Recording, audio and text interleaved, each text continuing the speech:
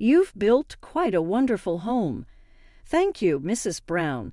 What brings you here all of a sudden? I heard you were building a house, so I thought I'd come for a visit. My mother-in-law showed up unannounced at our new house. To be honest, I didn't enjoy her company much. Conversations with her felt as draining as several days of work. Just a moment, please. I haven't tidied up there yet. Oh, this room is lovely. Ignoring my request, she began exploring the room. I glanced at my husband and saw him grinning, clearly amused by the situation. Then, without warning, she said, "I'll be using this room from now on. No more living alone for me. You'll need to take care of me." What? That's impossible. But I have permission to live here. Michael had apparently informed her. So I'm sorry, but that's not possible. Why? Everything is ready. I had to tell her a desperate fact, because we are not planning to live in this house. What I will never forget is the look of surprise on her face at that moment. This was revenge for the time she had belittled us. My name is Sandra. I am 32 years old, living with my husband, Michael, who is the same age. We have been married for 3 years, and each day has been very fulfilling. Life has been enjoyable. However, there were some challenges. Even before we got married, we were heading to my parents' house now. But be prepared, as things could get troublesome. Huh, what do you mean? I can't say much now, but I will explain later. All right, I'll prepare myself mentally. This warning from Michael came as we were about to leave to greet his parents. Before getting married initially, I thought it was just a matter of etiquette, but it turned out to be more than that. I touched on this earlier, but my mother can be quite troublesome, and she tends to look down on people outside the family. I'm worried about that more so. She has been particularly harsh on people recently for no particular reason. Michael was smiling, but there was a serious concern behind his expression. Being so explicitly warned made me incredibly anxious about what kind of person I was about to meet. Finally, when we arrived at his parents' house, an unexpected event awaited us. So could you tell me about your siblings, Sandra? I have one younger brother.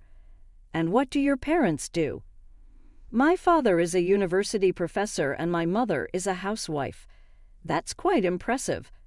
After that, each question was directed at me, and one after another felt like a barrage. In the middle, I felt enveloped in a very unpleasant sensation, as if undergoing a harsh interrogation. Glancing at Michael's face, it was filled with a sullenness that seemed to say, "See, I told you." Well, I acknowledge the marriage, but now that you will be welcomed as a member of our family, you must follow my instructions. Can you accept that? Yes, I will follow them. Thus, the marriage greeting somehow concluded. But to put it bluntly, it was a hellish experience. The tension was unending, and I was constantly tormented by the fear of what words might come next. "How was it? Are you okay?" Michael asked. My stomach hurt so much I couldn't stand it. I felt the same way. I couldn't relax at all. On the way home, we exchanged dry smiles, realizing that this event was just a prelude. We decided to distance ourselves as much as possible. Avoiding contact seemed the best way to prevent further issues. However, this resolution would be tested sooner than expected. "Sandra, how about coming to our house for a little while next weekend?" "I'm sorry, but I have plans that weekend." "You should be able to come for a little while. Didn't you promise to obey?" At that moment, I regretted making such a troublesome promise. Indeed, I had said so, but it was not meant in that sense. Also, when you come next time, please come alone. Thank you. Being asked to visit alone, I felt a heavy weight sink into my chest. I immediately discussed this with Michael. What on earth is she thinking? Even I can't understand her, and I'm her son, but surely she won't do anything strange. Well, that's hard to tell. Hearing Michael's uncertain reply, my willingness to go faded even more. At that moment, I even considered using a fake illness. If anything happens, contact me immediately. I'll come to pick you up right away. Thank you. Just those words made me stronger, and then the fateful day arrived. When I arrived at the family home, there sat my sister-in-law next to my mother-in-law. I hadn't seen her since the wedding, and I didn't think highly of her. The reason was that she resembled my mother-in-law. "Thank you for coming all the way here today." "Yes, so what's the purpose of today?" "I thought I'd show you what it means to become our daughter-in-law. That's why I called my daughter here too. I wanted to run away from there. However, the two of them wouldn't allow it, and I would come to strongly regret not having pretended to be sick first. Sandra, could you please do some cleaning?" "Cleaning. Do it properly until we say you can stop." "What do you mean?" That's when the whole house cleaning began, from sweeping with a broom to mopping and even tidying up each room. A thorough clean was demanded. During this time, my sister-in-law did not help at all. If she found even a small bit of trash left, she made me do it all over again. Before I knew it, 4 hours had passed since I started cleaning. "Could I please take a short break?" "What? Someone who can't even clean properly doesn't need a break. Start again quickly." "Just 5 minutes." "Stop nagging." With that, my sister-in-law forcefully kicked a bucket filled with dirty water. The water started spreading quickly. Who did she think would clean this up? Then my mother-in-law appeared. "How long are you going to keep doing this? She won't follow any instructions at all. Mom, say something." All I could do was look up at the sky. Dealing with my sister-in-law was tough enough, but now the even stricter mother-in-law had joined in. Why did Michael marry someone so incompetent? That's obvious, isn't it? Because Michael is the same. Indeed, you're right. At that moment, I suddenly remembered from what Michael had told me. His late father and my mother-in-law did not get along. According to him, even his father had been at his wits' end with the troublesome mother-in-law. The resentment towards Michael was because he reminded her of her husband. It seemed like such a trivial reason. "She's not good at cleaning, but maybe she can cook." "Then let's have you make something." And so the agony of cooking began. I made several dishes, but I stopped counting halfway through. How can someone make such horrible food? Really, even my child wouldn't make such food. Did you hear that? If you understand, then hurry up and redo it. I tried to make it again, but I had already reached my limit. If I continued to obey them, I would break down both mentally and physically. The moment I tried to reach for my smartphone, my mother-in-law asked, "What are you hiding and doing?" After that, my smartphone was snatched and thrown outside. My last hope was lost. I no longer knew what to think. When people become desperate, this is what happens. Truly a useless daughter-in-law. Can't you even see the meaning of life? Mom, isn't that a bit too much? Even if it's true, don't you think that's a bit cruel to say? The two of them were laughing heartily. Just then the front door opened and someone came in. I looked up, exhausted. There stood Michael. "Sandra, let's go home." "What are you talking about? Her education isn't finished yet." "What are you saying? This is clearly abuse." "What? You have no right to say that." Quietly, Michael took my hand, and we left the house. His demeanor was like that of a prince. Behind us, my mother-in-law shouted, "Do you understand what the consequences of doing this will be?" "Whatever. I'm taking her home. This is how I was freed from that torment. Sorry for being late. It's okay. I believed you would come. I couldn't get through on the phone, so I hurried over. I got stuck in traffic on the way." "I see. Ah, the smartphone they threw away is still there." "They did that too." Michael couldn't help but sigh. Honestly, I never want to go back to my in-laws' house again. Although I was somewhat prepared, it meant nothing in front of those two.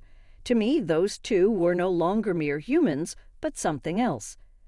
"But I'm really worried if this is really okay. I can't get what your mother said out of my head. Let's just ignore all contacts from them for now. It's best until things calm down." "That's true." Despite intermittent contacts from my mother-in-law, we consistently ignored them. Our peaceful life continued. Then, one day, about 3 months later, the doorbell rang. "Hey, was someone supposed to visit us today?" No, we didn't have any plans. When I went to check the front door, there stood my mother-in-law, who I had been desperately hoping to avoid. It was the worst possible timing. "It's been a while. I've been trying to contact you, but you've kept ignoring me." My mother-in-law entered the house boldly. It was clear that this would lead to troublesome situations. "Mrs. Brown, why are you here?" "What? Am I not allowed to visit? I just came to check on my son." But to visit without any prior contact. Michael seemed helpless in front of his mother. I started to look for a way to send her back. I didn't want our stable days to be disturbed any further. "By the way, this house has no charm at all. Do you actually enjoy living here?" "Of course we do. We just don't waste money on unnecessary things, unlike some people." "Are you referring to me?" "Not specifically." A confrontation with my mother-in-law seemed inevitable. I just wanted her to leave as soon as possible. However, there was no sign of her leaving. At that moment, Michael stepped in. "Sorry, but we're actually heading out now, so it would help if you could leave for today." "Well then, I'll wait here. Have a good time." You're not trying to get rid of me by lying, are you?" I could feel the malice in her character. It was clear that continuing the argument would get us nowhere. In the end, we changed our plans and went out. 2 hours later, I received a message from her. "I'll be leaving now. Take care." "What, Mrs. Brown? Wait a second." The call ended abruptly. I was relieved for the moment, but when we returned home, it looked as if it had been ransacked. My mother-in-law most likely had intentionally made a mess to blame us. What is this? It might have been revenge. Anyway, we need to clean up. We continued cleaning up late into the night, not finishing until after midnight. We reached the point where I felt we no longer needed to hold back against my in-laws. We resolved to find a way to retaliate against my mother-in-law. Although my sister-in-law was also problematic, we expected her to self-destruct, so we decided to just watch and not intervene. I've reached my limit. I want to do something about this stress before it destroys me. It's unbearable, even though she's my own mother. What can I do to teach her a lesson? If only there was a way to change her fundamentally. But is that really okay? I have approval from Dad. He said I could do whatever I wanted before he passed away. I'm relieved to hear that. Then there's no need to hold back. While we were talking and watching TV, news came that a major storm had directly hit my hometown. At that moment, an indescribable sense of anxiety overwhelmed me. "This is about your hometown, right?" "Yes." "I hope everything is okay." Then a call came from my parents. "Dad, what's wrong?" "Sandra, the house has been destroyed." "Is it because of the recent storm?" "Yes, I don't know what to do." "I'll think of something here, so don't do anything strange." I immediately told Michael about the situation. We had been busy with my mother-in-law's problems, but I was ready to do anything for my parents. I wanted to take measures quickly. "How about we build them a new house?" "Really? If that's possible, they would definitely be happy. And how about building it nearby this time to bring them closer?" "That sounds good. I'll cover the costs." "No, since it was my idea, let's share the costs. But this is my family's issue." Thus, we decided to build a new home for my parents. We chose to provide the best house possible. The total cost amounted to $800,000, money we had saved from our past efforts. I did not hesitate because it was for my parents. They will surely be happy. Without a doubt, they will be. Thus, the project to build my parents' house began. I looked forward to the completion, imagining how happy my parents would be. The construction progressed smoothly and was nearing completion when, "What seems Mom has done something again." "What has she done?" "I don't really understand why she's decided this, but it seems she wants to leave the old house and live somewhere new. She always comes up with bizarre ideas. Hearing this, an idea popped into my head. Just thinking about it almost made me burst into laughter. Is something wrong? I've come up with a funny plan. If it works, we might be able to surprise your mother. What kind of plan? It sounds really fun. Tell me more. I shared the plan with Michael and asked him to implement it. Once the house was finished, it had been a while since I'd seen Michael so lively. I felt the same way. Now that the house is finished, we can really get started. Leave it to me. She'll definitely fall for it. The success of this operation depends on you. I'm counting on you. Together with Michael, we did a final check and informed my mother-in-law about the plan. This was the beginning of our little revenge against her. As expected, my mother-in-law visited the next day. You've built quite a wonderful home, haven't you, Mrs. Brown? What brings you here all of a sudden? Well, I heard you were building a house, so I just came to visit. My mother-in-law suddenly visited the new house. She entered the house as if it were her own. I still couldn't open my heart to her. Honestly, I didn't like her very much. Talking with her was as exhausting as a few days of work. I had lost any affection for her, but I couldn't avoid the situation. Just a moment, please. I haven't tidied up there yet. Oh, this room is lovely. Ignoring my warning, she freely explored the room. When I looked at Michael, he was smiling as if enjoying something. He probably found my interaction with his mother amusing. Then, out of the blue, she declared, I will use this room. No more living alone for me from now on. You will have to take care of me. This was exactly as we had anticipated. How naive she could be, and thus a new chapter in the story began. What? That's impossible. But I have permission to live here. Who told you that? I confronted Michael. However, Michael wasn't flustered. Michael and I had discussed this beforehand, and even me confronting him was part of the plan. My mother-in-law, thinking a fight was starting, stepped in. Please don't fight. We're family now and should live together. That's when I threw the line I had decided on. Oh, I'm sorry, but that's not possible. Why not? Everything is ready, she said. Because we are not planning to live in this house. What? Wait a moment. I've already sold my house and decided to live here. I still haven't forgotten the look of surprise on her face. This was retribution for how she had belittled us. You must be misunderstanding something, poor thing. Then my mother-in-law turned to Michael. Michael, what's going on? Explain. There's nothing to explain.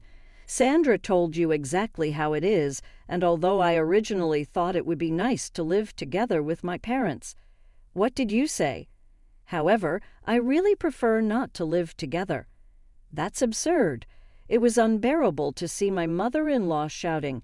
If she were to destroy this house, I wouldn't be able to explain it to my parents, so I decided to completely distance myself from her.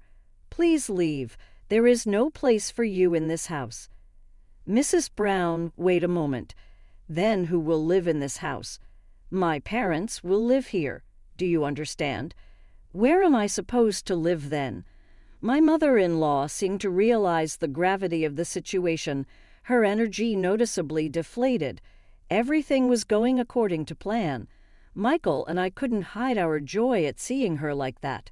Don't worry, your daughter is around, right? You'll be fine. But she's going through a tough time right now with her divorce. She can't afford to help. I knew this fact from Michael and had suggested it based on that information, but it might be a bit mean. That's unfortunate, but it has nothing to do with us. Don't you have any sympathy? I'll return those words to you. I haven't forgotten what happened in the past. That's the situation, so please give up. Thus, we drove my mother-in-law out of the house. The back of my mother-in-law being driven out looked very small. There really was nowhere for her to return to.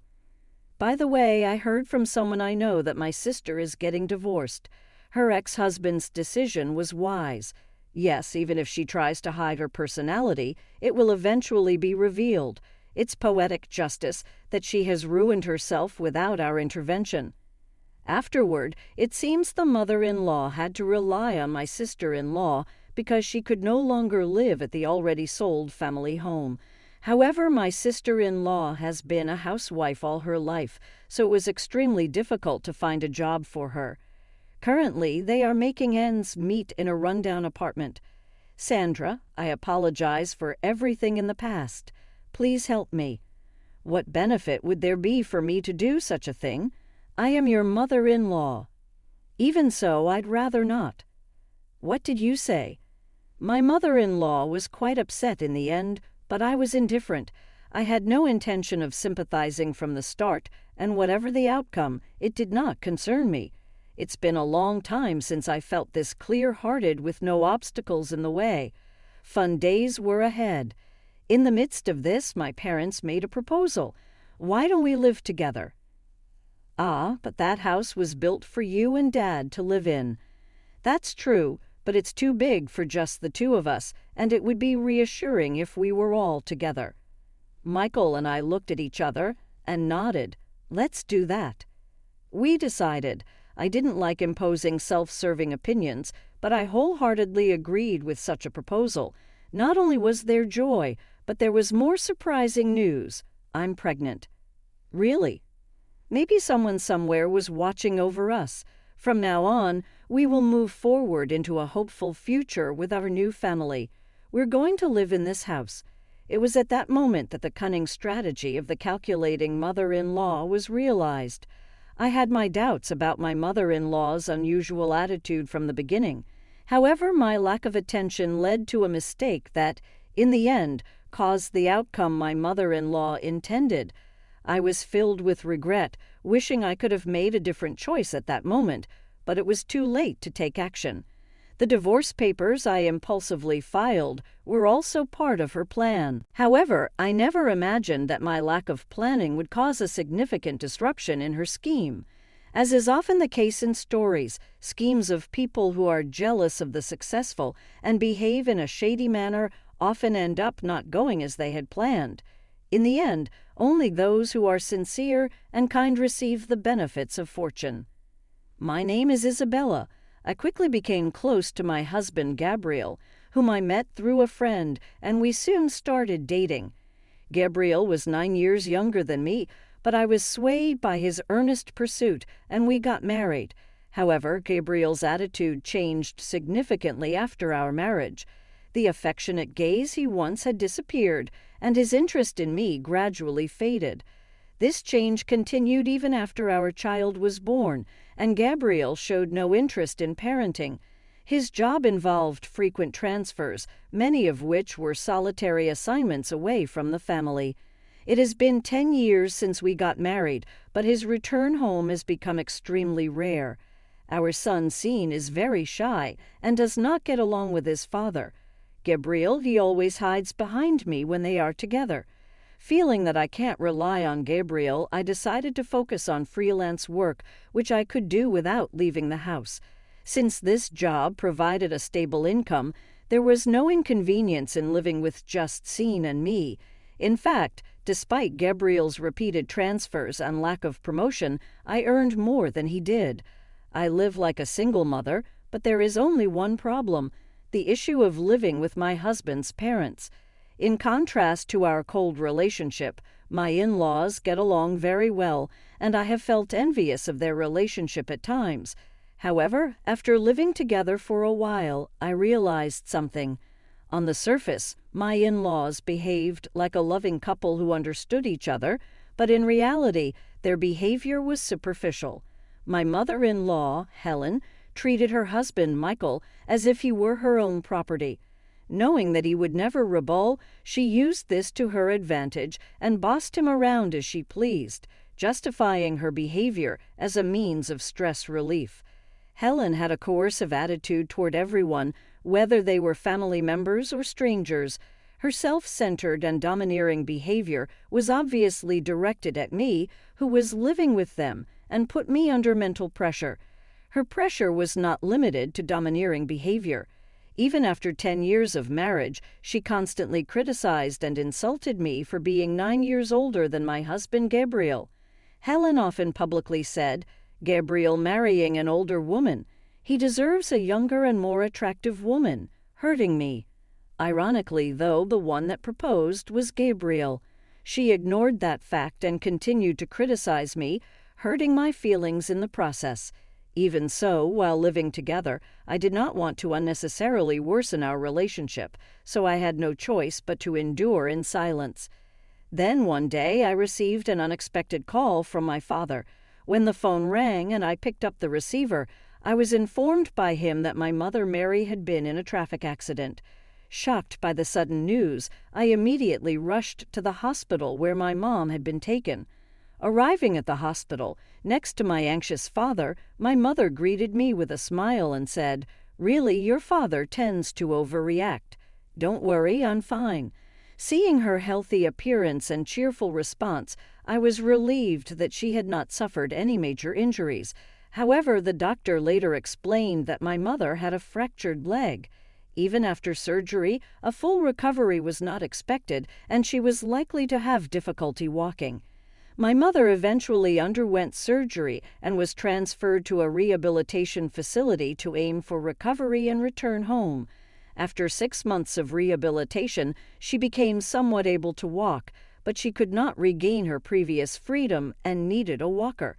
Even after returning home after she was discharged, I decided to spend a few days with her and realized that it would be difficult for my elderly father, who suffers from back pain, to support her daily life alone. As a result, I began visiting my parents' house frequently, juggling work, taking care of my child, and dealing with my in-laws in addition to supporting my parents. My mother-in-law, however, seemed dissatisfied with my choice to take care of my own parents and never offered me a word of comfort despite my busy life.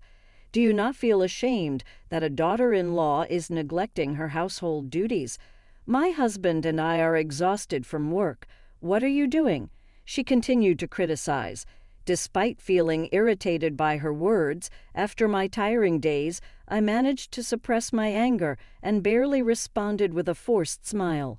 Feeling that I could no longer continue in this situation, I confided in Gabriel about considering living with my own parents. "Well, that sounds tough, but you know I'm busy with work." Gabriel responded with the expected lack of interest. Disappointed by Gabriel's half-hearted reception of my desire to leave the in-laws' house, I was disheartened. "Well, my parents will manage somehow. What you want to do is up to you." Gabriel's indifferent comment pushed my patience to its limit, and I decided to live with my parents and proceeded with plans to build a duplex house. I informed my in-laws about my parents' situation and the de facto consent I had received from Gabriel. It initially seemed like my mother-in-law would try to stop me from leaving the house, but to my surprise, she smiled kindly and showed consideration for my mother. "Oh, was it that difficult? Indeed, it's better to have them close," she responded warmly, which made me suspicious and sent a chill down my spine. I couldn't wholeheartedly accept the superficial kindness of my in-laws and remained cautious when meeting with the contractor to discuss living arrangements. While caring for my parents, for some reason, the in-laws accompanied me every time.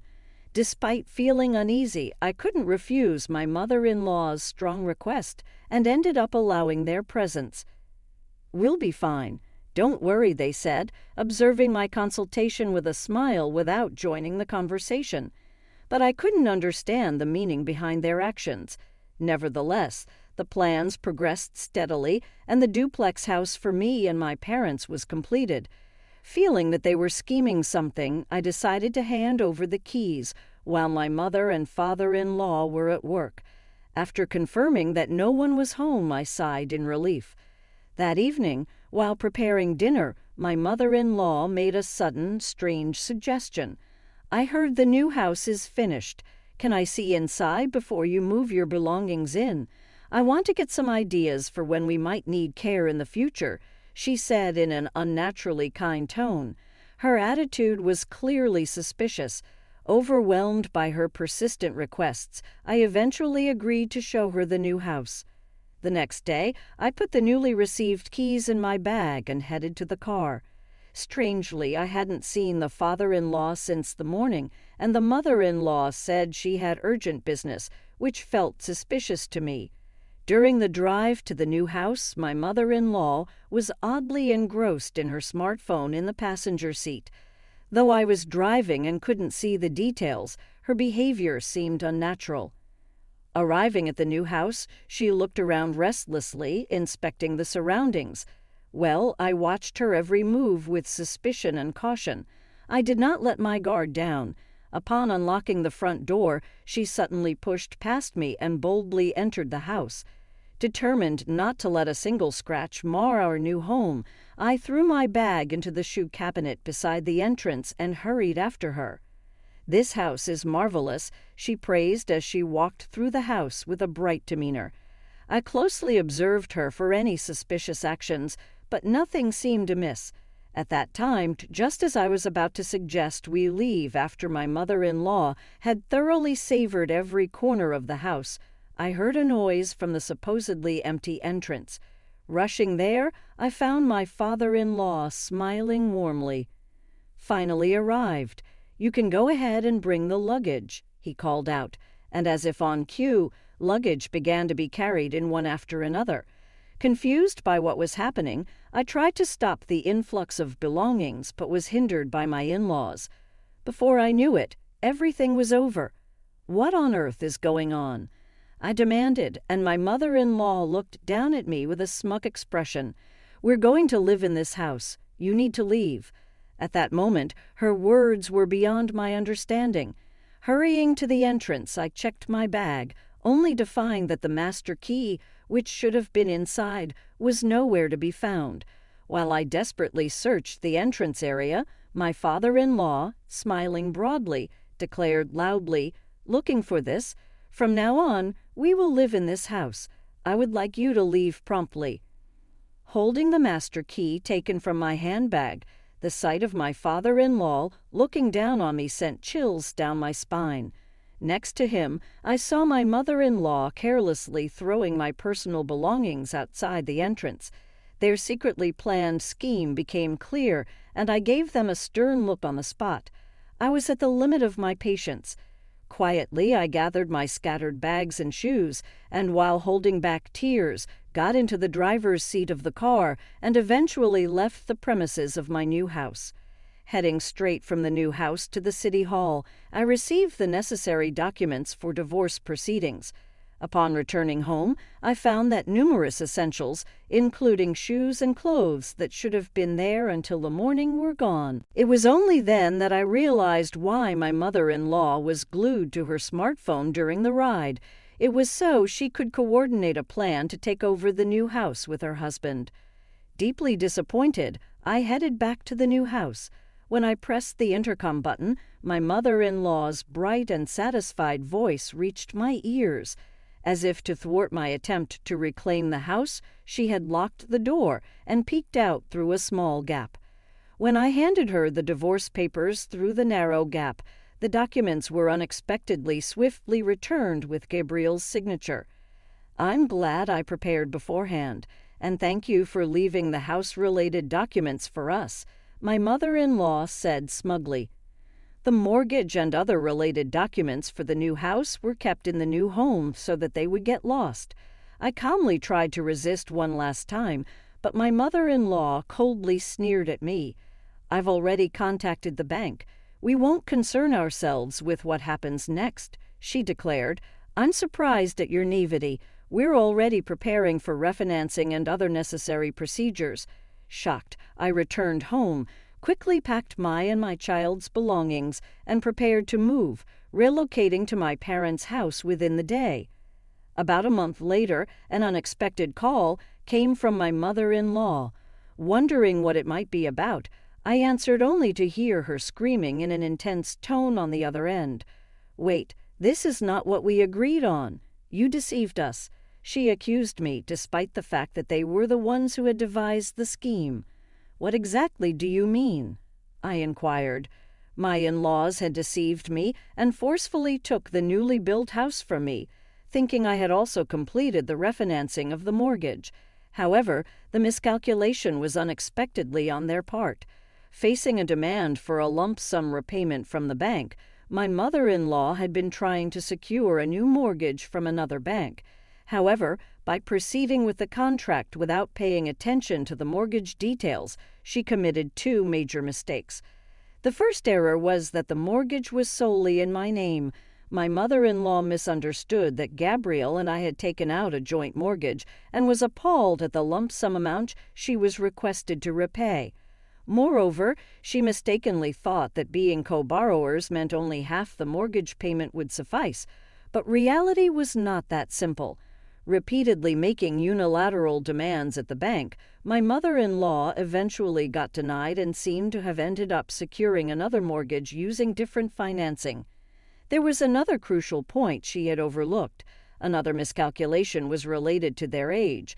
While I had some leeway in borrowing capacity and term, it was impossible for my in-laws, who were both over 60, to secure funds under the same conditions. My father-in-law had been working as a contract employee for years without a substantial income, and my mother-in-law also worked part-time, which didn't amount to much. With that in mind, it was impossible for the two of them to pay off the mortgage for that house without properly reviewing the repayment plan. My mother-in-law just peeked at my plan and thought paying the same amount would be fine.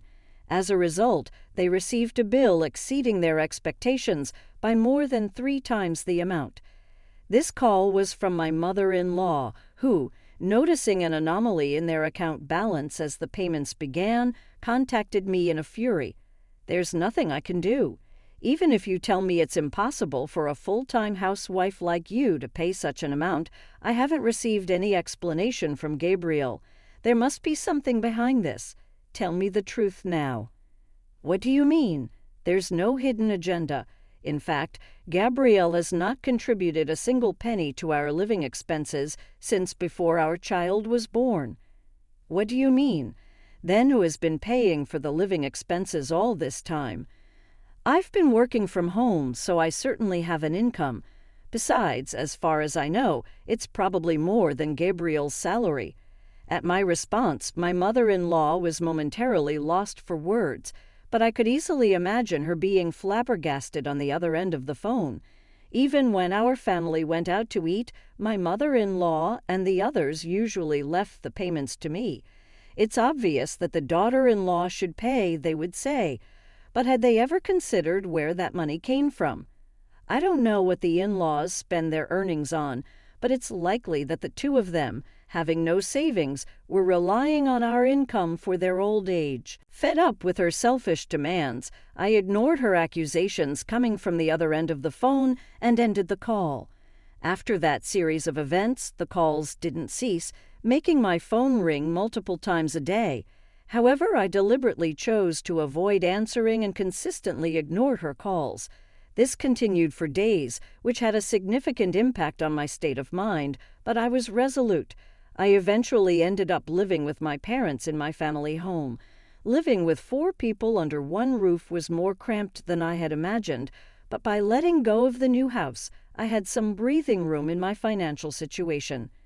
In anticipation of this new beginning and with my mother in mind, I decided to purchase a reasonably priced used home and renovate it for nursing care. My parents were fully supportive of this plan, and so the decision was made by the entire family. If we were to move, we decided to sell the current house. Surprisingly, selling off our family home went smoother than expected, and a buyer was found quite quickly. Moreover, since land prices were rising at that time, we were fortunate to sell it for far more than expected. This made the move to the new house much easier. The bank procedures also went very smoothly, thanks to the understanding staff. As a result, without any additional expenses, our family was able to acquire a new home. One day, a call from my mother-in-law once again reached me. For some reason, I was groggy that day and, without thinking, picked up the phone and started the conversation. Her voice came through the phone. "Hey, Isabella, just a little bit would do. Could you lend us some money? After paying off the mortgage, we have nothing left, and we might even get our water service cut off if we can't make the payment. My family home unexpectedly sold for quite a high price. That's how we were able to buy the new house in cash. Why don't you try the same method? Despite the harsh treatment I had received, I was simply dumbfounded that she still sought my help. That's why I shared my experience of when we sold our home. Upon hearing that, her crying suddenly stopped, and the call ended abruptly. I was relieved, thinking that I would get no more troublesome calls from her. However, there were still issues remaining. A week later, another call came. "How many times do you plan to deceive us?" Her voice, suddenly berating me, was clearly filled with anger, even over the phone. According to her explanation, their house was originally a built-to-sell house, which meant that the house itself had little to no value. Furthermore, because the location of the house was in a bad area, the land value had significantly decreased, leaving it almost worthless in the end. No buyers appeared, and the in-laws were not only left without any income, but also received bills for various handling fees. Since then, I stopped responding to my in-laws' frequent calls, blocked their numbers, and ignored any calls from public phones. Eventually, they seemed to have given up, and no more calls came through. Just when I thought I had regained peace, I got an unexpected call from Gabriel. "Hey, there's a for sale sign in front of my house, and I can't get in." Astonished by Gabriel's carelessness, I explained his mother's actions with a sigh. Gabriel was surprised when he heard my story, unaware of the events, but what really astonished me was his complete lack of reaction to the fact that we were already divorced. Gabriel was angry that the family home had been sold, but it was his mother's doing, and it had nothing to do with me. A few hours after his call, Gabriel called again, saying he had arrived at his new home, but all I could hear was my mother-in-law and her family arguing in the background. I later discovered that Gabriel had a lover at his new location, but she was already married. Losing his home, he considered moving in with her, only to face alimony charges from her spouse. On top of that, he lost his job because of his parents and is now working at a company that provides employee dormitories, with his income slashed to less than half. To make matters worse, his in-laws have moved into his new place and are living there as freeloaders. After renovating our old house and settling in, my family and I began a new chapter. I've remarried Mr. Brown, an older man who gave me valuable advice during the renovation. We bonded over our shared experiences with divorce and children, and now we're enjoying a fulfilling life together. Mr. Brown is warm-hearted and helps care for my parents with his professional expertise, which brings me great comfort. Although life can be challenging, I am deeply satisfied with my current situation, relishing peaceful days with a loving husband and our wonderful children.